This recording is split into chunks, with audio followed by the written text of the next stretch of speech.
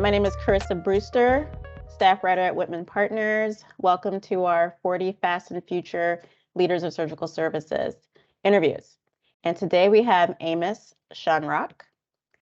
He is the Perioperative Practice and Professional Development Specialist at Overlake Medical Center in Bellevue, Washington. Welcome, Amos. Thank you. Glad You're welcome. Great question. So we've had numerous challenges, obviously, even in the last 2 years, but challenges are not new to the perioperative area. I believe as hospitals and surgery centers, they're critical to the betterment of the community. So I think the level of demand shows no sign of slowing down, but the availability of personnel is still askew, especially with the fluid nature of staffing and the increased mobility of now new nurses and experienced nurses can work anywhere. So the surge of contract staffing may be part of the new norm staffing model, maybe not as high as it has been at its peak. So I think that will increase budgetary needs for any staffing and department. I think as surgery is refined and the model for outpatient-based surgery expands, this may mean that the ongoing mix of increased complexity of cases remains. So surgery centers will continue to see increasingly what may have been considered inpatient cases, and that the staff must be equipped to function in that same cognitive and psychomotor function capacity as they would in a large inpatient surgical unit. And this may disrupt your staffing model slightly.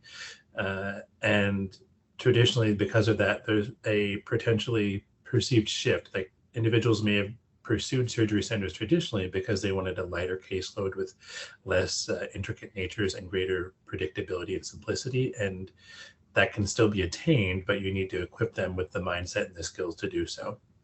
Yeah, so I think you need to look at deliberate recruitment. So seek the staff that you need and that will support to build the culture with your department, whether that's by skill set, mindset, or abilities. And that can be across your health system. I think deliberate retention of team members kind of within that department. In addition to that, I think if you also expand the diversity and the skill set of the staff that you have and expand the idea that nurses have the capacity to function at their highest potential in potentially both the circulating and the scrub role within the perioperative arena. So specialization is great. However, stagnation is not ideal. So growth can happen even within service lines with new techniques and expanded roles. And that may be used to temporarily fill gaps with a surgical technologist. Not that we don't value all roles, but we've got to do what we can with what we have. Another option may be looking at running longer days, but with shorter blocks. So this may free up time at the end of the week and allow for staffing switches when they could be lighter. And also trying to staff to the blocks that you have and allocate to the blocks with even distribution. So instead of blocking to the staff, staffing to the blocks that you have. And the possibility of instead, you might not be able to meet the needs of certain allocations if you don't have alternate days assigned and spots to fill those gaps. Yeah, I've heard about changing like the hours, like instead of doing like 12s, you might do like 8s. Is that what you're talking about? Yeah, like having a mix, or you may have to realign it. So you're running longer days Monday through Thursday, and maybe Friday or Wednesday tends to be a shorter block, but that's also a day that you have availability of staff based upon the needs that you have. So there's always that balance between being a business director or a business manager and a nursing and that clinical need. So I think surgical services directors, nursing leaders need to continue to seek out and collaborate with their partners and experts. So the business acumen will continue to be a requirement. In an idyllic setting, you would have a dyad partner that's either a business manager or a director that works in tandem to address the financially robust requirements of that department. So just like staffing is based on areas of passion and expertise, so too can potentially the duties of the surgical services director, depending on the size. And in some service areas, they align with expertise and knowledge of the director. And the ability to review and align and create a budget are the expectations of directors and managers within the department. Those same essential skills should be part of the onboarding, retention, and training of new staff and emergent leaders, such as charge nurses or your service line coordinators. And I think when you have that, those staff are able to recognize and speak the language of business, and it can alleviate their potential fears when establishing and maintaining fiscally sound practices within their units, which then alleviates some of the overall blanket responsibility for the director. One way of doing that is the pursuit of professional certification, such as CSSM, that helps unpack and impart that knowledge on new leaders or experienced leaders that maybe haven't been immersed in those business practices.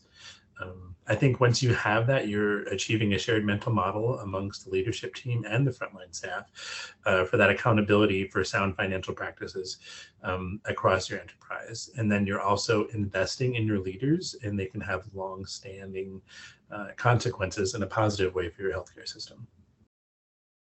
Not that many ORs have business managers.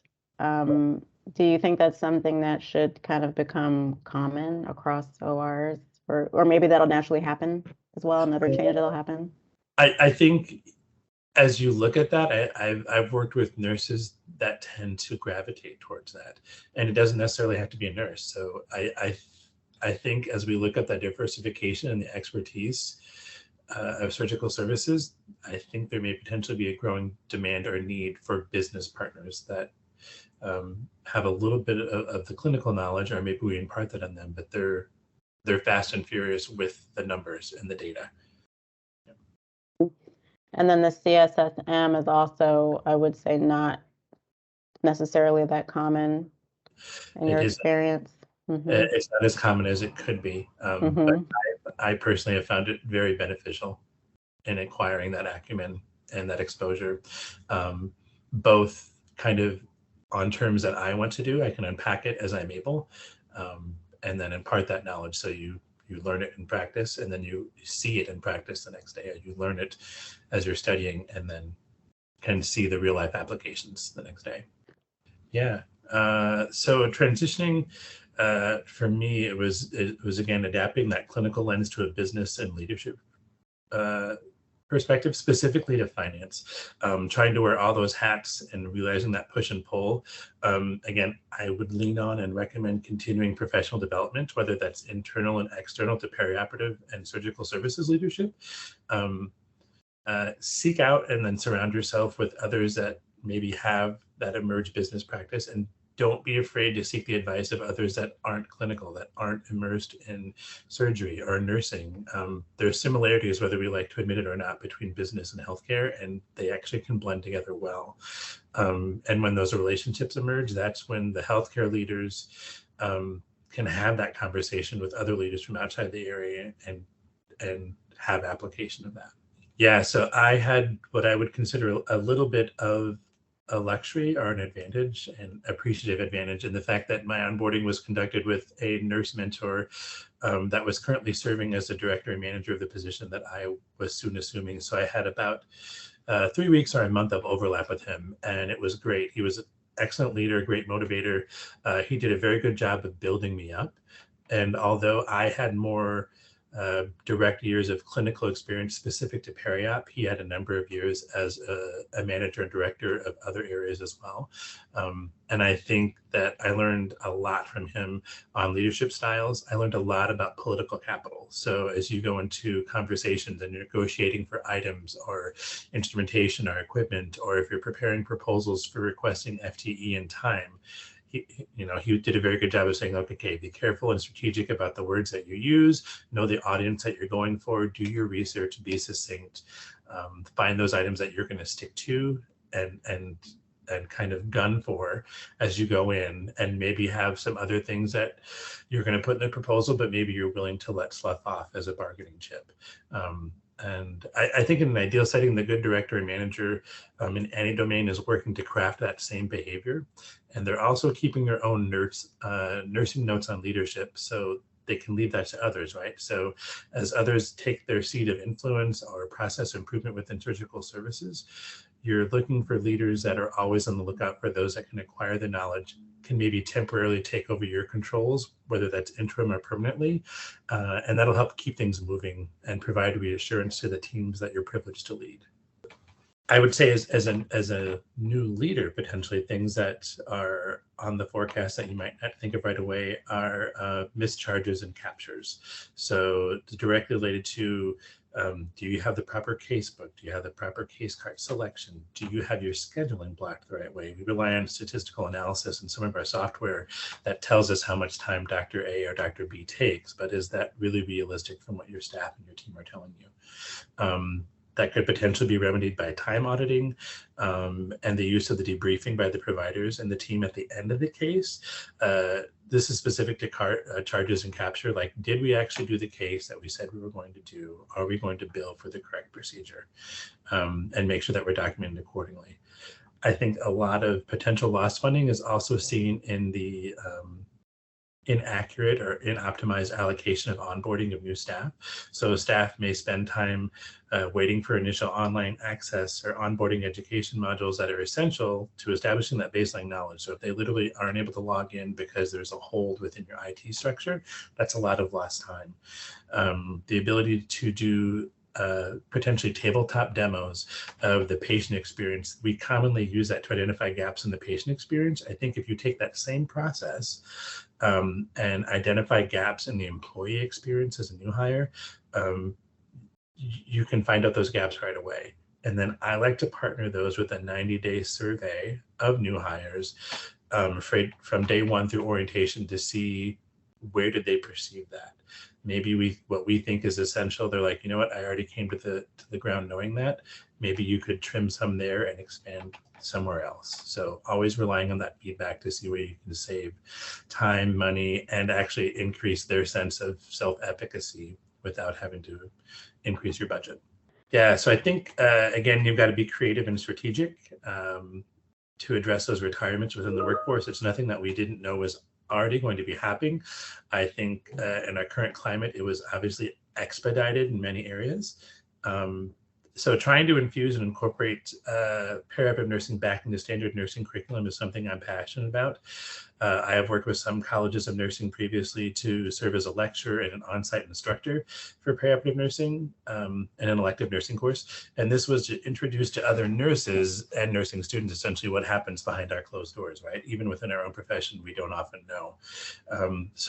And then additionally, looking at those nurses that maybe don't want to retire completely, but want to be more flexible with their FTE or decrease that. So how can you keep them on board? So are there creative options and roles for them? Can you keep them present, but not at their full capacity? So they have decades of industry knowledge and professional lived experiences. And when they leave, that knowledge goes with them.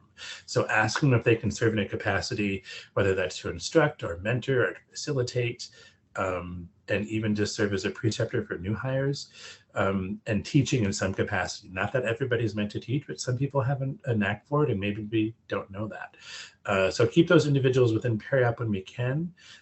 You can also potentially select those individuals to partner with human resources. So when it comes to that, again, that deliberate recruitment and retention, those individuals can discuss with other nurses and potential future perioperative nurses what it means to work in the operating room. What does it mean to work in PACU? What does it mean to work in post step-down unit? So as we continually seek out those new nurses, I think they will not always come knocking on our door. That's what we found, right? They used to be like, oh, people were dying to get in. Now we've got to flip that. We've got to go out and seek them.